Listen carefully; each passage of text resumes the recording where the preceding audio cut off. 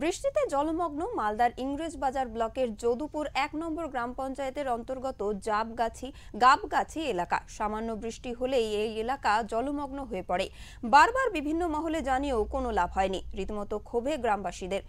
জমা জল থেকে ডেঙ্গু সম্ভাবনা। স্থানীয় বাসিন্দাদের অভিযোগ, গ্রাম পঞ্চায়েত থেকে শুরু করে পঞ্চায়েত সমিতির বারবার সমস্যার কথা জানিয়েও কোনো লাভ হয়নি।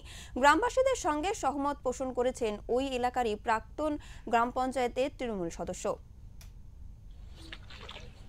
আমি মেম্বার ছিলাম তখন, এই যে ঢালাইগুলো করেছি, কিন্তু এখন জল জমছে, তো এর উপরে তো উঁচু করা দরকার।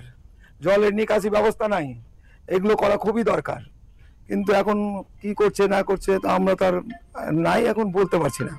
প্রথম কথা, যদুপুর গাবগাছি এইসব এলাকা নিয়ে আমরা বৃহত্তর পৌরসভার ডাক দিয়েছিলাম, কারণ পরিকাঠামো না করে সেই জায়গায় যত্রতত্র বাড়ি বা বিভিন্ন হয়েছে, যার ফলে নিকাশি ব্যবস্থা নেই। যেটা হওয়ার সেটাই হয়েছে।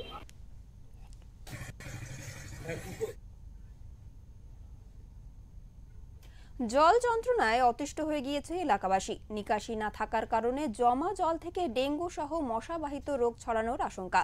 যত্রতত্র জলাভূমি ভরাট করা হয়েছে, ফলে জল বেরোনোর কোনো রাস্তা নেই। আর তারপরে এই পরিস্থিতির সৃষ্টি হয়েছে দাবি বিজেপি নেতৃত্বর।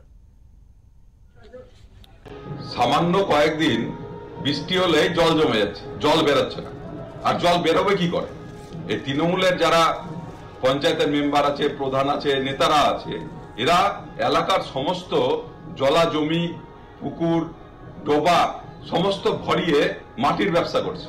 এরা মাটির দালালদের সঙ্গে যুক্ত হয়ে এগুলো সব ভরিয়ে দিচ্ছে, ফলে জল সব জায়গায় বেরোনোর জায়গা পাচ্ছে না, স্ট্যাগন্যান্ট হয়ে যাচ্ছে, মানুষ অসুবিধায় ভুগছে। তাতে এদের কোনো ভূক্ষেপ নেই, এদের পয়সা হলেই হলো।